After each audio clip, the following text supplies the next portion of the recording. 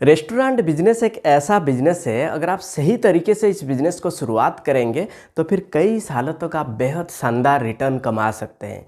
क्योंकि भारत के अंदर शायद ही कोई ऐसा होगा जिसे स्वादिष्ट भोजन की पसंद ना हो। इसीलिए इस बिजनेस के अंदर प्रॉफिट कमाने की संभावनाएं, अपॉर्चुनिटी बहुत अधिक रही है।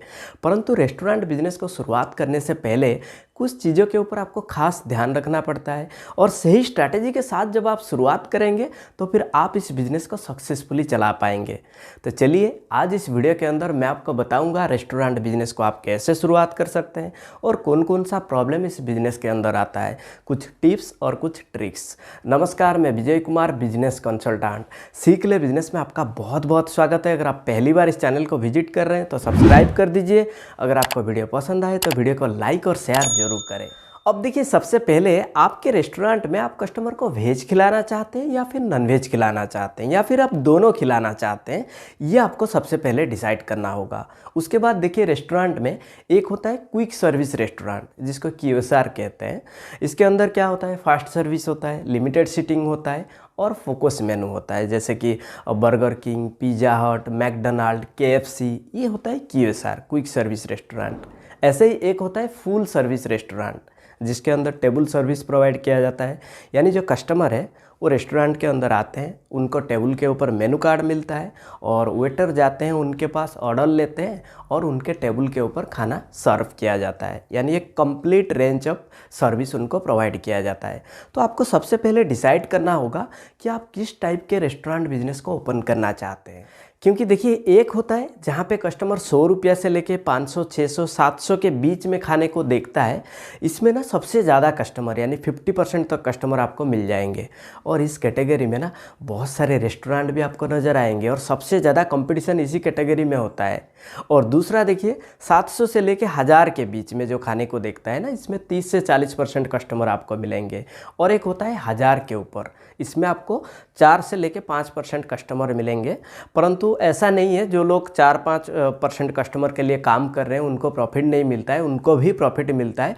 सबका अलग अलग प्रॉफिट मार्जिन है, परंतु ये कम्प्लीटली डिपेंड करेगा आपके लोकेशन के ऊपर। यानी जब आप रेस्टोरेंट बिजनेस को शुरुआत कर रहे हैं तो सबसे पहले आपको देखना होगा आपका लोकेशन। यानी आपका रेस्टोरेंट ऐसे स्थान पर होना चाहिए जहाँ पे कस्टमर को आसानी से दिखाई पड़े और साथ साथ कस्टमर आप तक आसानी से पहुँच सके। जैसे कि होता है ना रोड साइड पे देखिए, कस्टमर आपको आसानी से देख भी सकते हैं और पहुँच भी सकते हैं। और हमेशा आपको देखिए ग्राउंड फ्लोर को चुनना होगा, ताकि ग्राउंड फ्लोर पे ना हाई फुटफॉल होता है और वहाँ पे आप पार्किंग स्पेस भी दे सकते हैं कस्टमर के लिए। और इसके अलावा देखिए, जो QSR है, क्विक सर्विस रेस्टोरेंट, उसके लिए सबसे बढ़िया लोकेशन है BG मार्केट या फिर जहाँ पे कॉलेज है या फिर कॉर्पोरेट ऑफिस है। ये प्रॉपर लोकेशन होता है QSR के लिए, क्विक सर्विस रेस्टोरेंट के लिए। देखिए, नॉर्मली रेस्टोरेंट बिजनेस को शुरुआत करने में 800 से लेके 1000 स्क्वायर फीट स्पेस लेके आप शुरुआत कर सकते हैं। परंतु उससे पहले आपको जानकारी होना चाहिए उस स्पेस के अंदर, उस ज़मीन के अंदर सीटिंग कैपेसिटी कितना होगा, यानी कितने लोग एक साथ बैठ के खाना खा सकते हैं। क्योंकि उसके हिसाब से तो आपको स्पेस लेना होता है। वरना देखिए, आपने जो स्पेस ले रखा है, जो ज़मीन ले रखा है, उसमें 30 या 40 लोग बैठ के एक साथ खाना खा सकते हैं। उसका सीटिंग कैपेसिटी है 30 या 40 लोग और आपके पास कस्टमर एक साथ आ रहे हैं 60 या 70 लोग, तो फिर प्रॉब्लम हो जाएगा। क्योंकि भूखा पेट कोई भी कस्टमर आपके पास ज़्यादा देर तो वेट नहीं करेंगे और ऐसे भी देखिए, वेटिंग किसी को पसंद नहीं है। इसीलिए सीटिंग कैपेसिटी के हिसाब से आपको स्पेस लेना होता है, उसके हिसाब से आपको स्पेस देखना होता है। जैसे कि देखिए, अगर आप फुल डाइनिंग सर्विस के लिए देख रहे हैं तो फिर पर कस्टमर 12 से 15 स्क्वायर फीट स्पेस होना चाहिए। अगर आप फास्ट फूड डाइनिंग के लिए देख रहे हैं तो फिर पर कस्टमर आपको 11 से 14 स्क्वायर फीट स्पेस की ज़रूरत होती है। यानी अगर हम टेबल की बात करें, एक 4x4 की टेबल में आप कम से कम 4 लोगों को बिठा के खाना खिला सकते हैं। 2x2 टेबल पे आप कम से कम 2 लोगों को बिठा के खाना खिला सकते हैं। यानी 800 स्क्वायर फीट पे आप 60 या 70 लोगों को बिठा के आप खाना खिला सकते हैं। यानी ये सिर्फ मैं डाइनिंग की बात कर रहा हूँ। अगर आप इसके अंदर खाना पकाने के लिए किचन को ऐड करेंगे या फिर वॉश बेसिन को ऐड करेंगे, बिलिंग काउंटर को ऐड करेंगे, तो फिर आपको और ज़्यादा 200 स्क्वायर फीट स्पेस की ज़रूरत होगी। यानी कुल मिला के 1000 स्क्वायर फीट स्पेस की ज़रूरत होगी। इसके बाद देखिए, रेस्टोरेंट बिजनेस में सबसे महत्वपूर्ण है मैन पावर। बिना मैन पावर के रेस्टोरेंट को चलाना बहुत ही मुश्किल है। और इसमें देखिए सबसे पहले तो आपको ज़रूरत होगी किचन स्टाफ। किचन स्टाफ के अंदर देखिए सबसे पहले आपको कुक की ज़रूरत होगी, कुक को सपोर्ट करने के लिए सपोर्ट स्टाफ, और आपको फूड प्रिपरेशन स्टाफ की ज़रूरत होगी। और इसके अलावा देखिए सर्विस स्टाफ। सर्विस स्टाफ के अंदर देखिए आपको वेटर की ज़रूरत होगी, हाउसकीपिंग की ज़रूरत होगी, क्लीनिंग स्टाफ की ज़रूरत होगी, और इसके अलावा मैनेजमेंट स्टाफ। मैनेजमेंट स्टाफ के अंदर देखिए मैनेजर और एक कैशियर की ज़रूरत होगी, और स्टोर मैनेज करने के लिए स्टोर कीपर की ज़रूरत होगी। नॉर्मली देखिए जो लोग रेस्टोरेंट बिजनेस को स्मॉल स्केल पे कर रहे हैं ना, तो फिर मैनेजमेंट स्टाफ में वो किसी को हायर नहीं करते हैं, वो खुद ही सारे काम को मैनेज कर लेते हैं। इसके बाद देखिए रेस्टोरेंट बिजनेस में ना आपको लाइसेंस की ज़रूरत होगी, और लाइसेंस के लिए देखिए सबसे पहले तो जो लोकेशन पे आप अपना बिजनेस को रन करना चाहते हैं वहाँ से आपको एक एनओसी निकालना होगा, यानी नो ऑब्जेक्शन सर्टिफिकेट आपको निकालना होगा।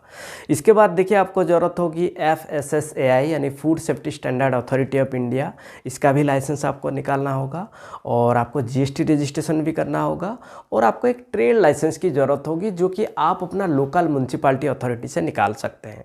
और इसके अलावा आप बिजनेस रजिस्ट्रेशन भी कर सकते हैं। आप चाहें तो इसको पार्टनरशिप बना सकते हैं, या फिर प्राइवेट लिमिटेड LLP प्रोप्राइटरशिप भी आप बना सकते हैं। और इसके बाद देखिए रेस्टोरेंट बिजनेस में ना आपको सप्लायर और वेंडर भी अरेंज करना होता है, क्योंकि आपके रेस्टोरेंट के अंदर आपको वेजिटेबल की ज़रूरत होगी, फ़िश की ज़रूरत होगी, मीट की ज़रूरत होगी, आपको डेयरी प्रोडक्ट्स की ज़रूरत होगी, आपको फ्रूट्स की ज़रूरत होगी, मसाला, राइस, फ्रोजन आइटम, ये सारे चीज़ों की ज़रूरत होती है। तो ऐसे में आप किसी एक सप्लायर को ना देखें, बल्कि आप एटलीस्ट 2-3 सप्लायर के साथ आपको कांटेक्ट रखना होगा, ताकि अगर किसी से कोई प्रॉब्लम आता है, कोई कमी आता है, तो आप दूसरे से मंगा सकते हैं सामान। और इसका बेनिफिट तो आपको मिलेगा, क्योंकि आप प्राइस भी कंपैरिजन कर सकते हैं। इसके बाद देखिए रेस्टोरेंट बिजनेस के अंदर सबसे महत्वपूर्ण है मेनू डिज़ाइन करना। देखिए एक स्मार्ट तरीके से डिज़ाइन किया गया मेनू आपके रेस्टोरेंट की फूड कॉस्ट पर एक महत्वपूर्ण प्रभाव डाल सकता है। जैसे कि देखिए एक होता है वेज मेनू, एक होता है नॉन वेज मेनू। अगर आप वेज बना रहे हैं तो फिर आपका वेज आइटम के अंदर जो मेन कोर्स होगा उसमें कुछ ऐसे आइटम होना चाहिए जो कि लोगों का सबसे ज़्यादा डिमांड में रहता है लोकेशन के हिसाब से। जैसे कि देखिए दाल फ्राई, दाल मखनी, या फिर paneer masala, mushroom masala, mix veg, veg biryani, pulao, chana masala, ऐसे आइटम वेज मेनू के अंदर होना चाहिए। अगर आप नॉन वेज बना रहे हैं तो फिर देखिए चिकन मसाला, या फिर mutton masala, egg masala, chicken biryani, fish curry, prawn curry, ऐसे कुछ आइटम आपका नॉन वेज मेनू के अंदर होना चाहिए। यानी ये होता है देखिए सारे इंडिविजुअल डिश। परंतु देखिए जब कस्टमर आपके रेस्टोरेंट के अंदर आते हैं और इंडिविजुअल डिश को जब वो देखता है, बहुत सारे इंडिविजुअल डिश को जब वो ऑर्डर करने को देखता है ना, तो वो थोड़ा महंगा लगता है, उसे कॉस्टली लगता है। देखिए कस्टमर तो सब कुछ खाना चाहता है, परंतु इतना एफोर्ड वो नहीं कर पाते हैं। तो ऐसे में ना आप उनको एक ऑप्शन दे सकते हैं, थाली, यानी वेज थाली या फिर नॉन वेज थाली। थाली में क्या होगा देखिए थोड़ा थोड़ा करके ना बहुत कुछ आइटम कस्टमर को मिल जाएगा, और इसमें आपको कोई नुकसान नहीं होगा, आपका ऑर्डर वैल्यू इसमें बढ़ जाएगा। अब देखिए रेस्टोरेंट को ओपन करने के लिए आपका खर्चा कहाँ कहाँ पे होता है। देखिए सबसे पहले आपका खर्चा होता है फूड कॉस्ट, यानी खाना बनाने के लिए आपको रॉ मटेरियल की ज़रूरत होगी, तो रॉ मटेरियल खरीदने के लिए आपको खर्चा करना होता है। दूसरा आपका खर्चा होता है देखिए लेबर कॉस्ट, यानी आपको चाहिए kitchen staff, service staff, management staff, इनको हर महीना सैलरी देना होता है। और तीसरा आपका खर्चा होता है देखिए ओवरहेड कॉस्ट, यानी आपको हर महीना रेंट देना होगा। और इसके अलावा देखिए आपका रेस्टोरेंट को इंटीरियर भी करना होगा, किचन इक्विपमेंट्स की ज़रूरत होगी, लाइसेंस की ज़रूरत होगी, एक POS मशीन की ज़रूरत होगी, और हर महीना आपको मार्केटिंग के पीछे कुछ ना कुछ खर्चा करना होगा, और आपको एक व्हीकल की भी ज़रूरत पड़ेगी। तो ये सारे खर्चा होता है रेस्टोरेंट बिजनेस के अंदर। इसके बाद देखिए रेस्टोरेंट बिजनेस को जब आप शुरुआत कर रहे हैं तो आपको करना होगा मार्केटिंग। मार्केटिंग बहुत ही महत्वपूर्ण है, और इसके लिए सबसे पहला काम आपको करना होगा खुद का एक ब्रांड आइडेंटिटी आपको क्रिएट करना होगा। ये आप कैसे करेंगे? देखिए इसके लिए ना जो लोकेशन पे आप अपना रेस्टोरेंट को ओपन कर रहे हैं वहाँ का कल्चर को दिखाते हुए आप अपना रेस्टोरेंट का इंटीरियर को डेकोर कर सकते हैं, और वहाँ का डिश भी आप बना सकते हैं, ताकि लोगों के मन में ना आप एक अलग ब्रांड आइडेंटिटी क्रिएट कर सकते हैं। और दूसरा देखिए आपका खुद का एक वेबसाइट भी होना चाहिए, ये बहुत ज़रूरी है, क्योंकि देखिए एक स्टडी के मुताबिक 22% कस्टमर उस रेस्टोरेंट को नहीं जाते हैं जिनका मेनू वेबसाइट पर नहीं दिखता है। तो ये बहुत ज़रूरी है, खुद का एक वेबसाइट आपको बनाना होगा। और तीसरा देखिए आप सोशल मीडिया का ना खूब इस्तेमाल करें। क्योंकि सोशल मीडिया एक ऐसा प्लेटफॉर्म है जो आपको बहुत बड़ा एडवांटेज दे सकता है, आपको बूस्ट दे सकता है, वो पावर दे सकता है जिसकी मदद से आप ज़्यादा से ज़्यादा कस्टमर अपने रेस्टोरेंट तक ला सकते हैं। इसके अलावा देखिए जो फूड ब्लॉगर है ना, उनको आप बुलाइए अपने रेस्टोरेंट में, फ्री में उनको खाना खिलाइए और उनके थ्रू भी आप मार्केटिंग कर सकते हैं।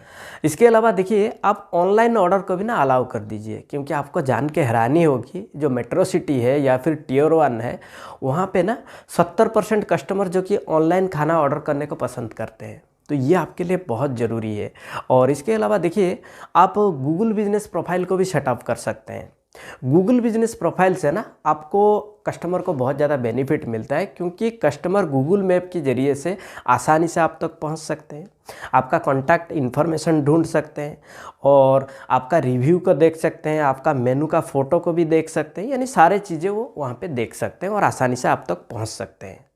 और इसके बाद देखिए जब आप रेस्टोरेंट बिजनेस को शुरुआत कर रहे हैं तो फिर आपको क्या क्या कॉमन प्रॉब्लम देखने को मिलता है। देखिए सबसे पहला जो प्रॉब्लम आता है ना, सिटिंग कैपेसिटी रेस्ट्रिक्शन यानी डाइनिंग कैपेसिटी रेस्ट्रिक्शन।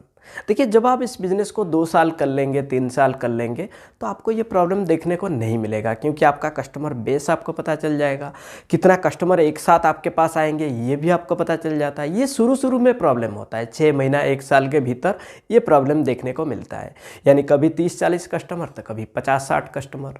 तो ये प्रॉब्लम के लिए देखिए आपको करना क्या है, आप थोड़ा एक्स्ट्रा स्पेस आप रख सकते हैं, चेयर टेबल एक्स्ट्रा आप अपने पास रख सकते हैं ताकि ज़रूरत पड़ने पर आप उसे मैनेज कर सकें। और दूसरा जो प्रॉब्लम देखने को मिलता है वो है हाई एम्प्लॉय टर्नओवर। देखिए ये ना हर कोई बिजनेस में देखने को मिलता है, खाली रेस्टोरेंट बिजनेस में नहीं है, ये किसी भी बिजनेस में देखने को मिलता है। परंतु रेस्टोरेंट बिजनेस के लिए ये बहुत ही महत्वपूर्ण है, क्योंकि आज अगर आपका कुक छोड़ के चला जाता है, जो बहुत बढ़िया खाना बना रहा था, अगर वो छोड़ के चला जाएगा तो फिर ये आपके लिए बहुत बड़ा मुसीबत है। इसीलिए हमेशा देखिए इसका सल्यूशन आपको सोचना होगा, कैसे आप एसओपी को लेके काम करेंगे, जिसको कहते हैं स्टैंडर्ड ऑपरेटिंग प्रोसीजर, उसके तहत आप काम करेंगे ताकि कोई कुक अगर छोड़ के चला जाए तो उसके बदले में अगर कोई नया आता है तो कैसे जल्दी सीख के वो काम पे लग जाएगा। और इसके लिए ना हमेशा आपको 1-2 बंदे एक्स्ट्रा लेके चलना है, ताकि अगर कल कोई क्लीनिंग स्टाफ छोड़ के चला गया या फिर कोई वेटर छोड़ के चला गया तो फिर आपको खुद को जाके काम करना पड़ेगा। इसीलिए हमेशा 1-2 बंदे आप एक्स्ट्रा लेके चलेंगे तो फिर आप इस बिज़नेस को आसानी से कंटिन्यू कर पाएंगे। और तीसरा जो प्रॉब्लम है ये हर कोई बिज़नेस में देखने को मिलता है, वो है कंपटीशन। देखिए जब आप रेस्टोरेंट बिजनेस को शुरुआत करेंगे, आपके आजू बाजू में कंपटीटर होंगे। नॉर्मली क्या होता है ना, जब हम कोई भी बिजनेस में एंट्री करते हैं, अगर आजू बाजू में कोई कंपटीटर है, हम उनसे बात करना बंद कर देते हैं, हम उनकी ओर नहीं देखते हैं। देखते भी तो ऐसे देखते हैं जैसे कि इंडिया पाकिस्तान का लड़ाई हो जाएगा। तो ऐसे नहीं करना है भाई, कंपटीटर को भी आपको अंडरस्टैंड करना है, वो कैसे काम कर रहा है, वो किस तरीके से ज़्यादा कस्टमर ला रहे हैं, सारे चीज़ आपको उनसे स्टडी करना है, उनसे सीखना है और कंपटीटर से बेहतर आपको निकल के जाना है। तो इसीलिए हर कोई बिजनेस में कंपटीटर आता है, ये एक कॉमन बात है, परंतु आपको देखना होगा कंपटीटर से आप कैसे बेहतर करके आगे निकल के जाएंगे। इसके बाद देखिए जो प्रॉब्लम आता है इन्वेंट्री वेस्टेज। देखिए इन्वेंट्री वेस्टेज ये जो प्रॉब्लम है ना, ये रेस्टोरेंट बिजनेस के अंदर एक कॉमन प्रॉब्लम है।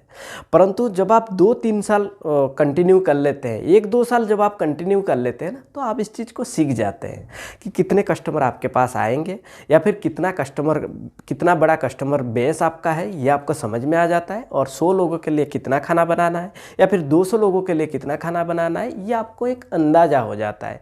ये शुरू में ना 6 महीना 1 साल के भीतर ये प्रॉब्लम होता है, क्योंकि आपको उस टाइम पे पता नहीं होता है कितने कस्टमर एक साथ आ जाएंगे, और आ भी जाएंगे अगर आप सामान का कमी रखेंगे तो प्रॉब्लम हो जाएगा। इसीलिए शुरू में ये इन्वेंट्री वेस्टेज होगा, परंतु इसको आप कितना मिनिमाइज कर सकते हैं ये आपको देखना होगा। इसके बाद देखिए रेस्टोरेंट बिजनेस के अंदर कुछ टिप्स और कुछ ट्रिक्स मैं आपको बताता हूँ। देखिए जब आपके पास कस्टमर आते हैं, चाहे वो रेगुलर कस्टमर हो या फिर नए कस्टमर हो, कस्टमर का हमेशा ना एक नए एक्सपीरियंस मिलना चाहिए ताकि वो कस्टमर आपके पास आने के लिए इंटरेस्ट ले। और दूसरा तरीका देखिए, अगर आप कोई नया डिश को बना रहे हैं और उसके बारे में आपको फीडबैक लेना है, तो सबसे बेस्ट तरीका है जो कस्टमर आपके रेस्टोरेंट के अंदर आ रहे हैं, आप स्मॉल क्वांटिटी में ना उनको फ्री में आप खिला दीजिए। ये हफ्ते में आप एक बार करिए, किसी ना किसी एक डिश को आप मॉडिफाई करिए, उसका एक्सपीरियंस आप लीजिए, कस्टमर से फीडबैक लीजिए। और कस्टमर को जब आप छोटे क्वांटिटी में आप उनको फ्री में टेस्ट करने के लिए देंगे, क्या पता वो कस्टमर उस बार आपको ऑर्डर दे दे, इस बार नहीं तो अगली बार आपको ऑर्डर कर दे।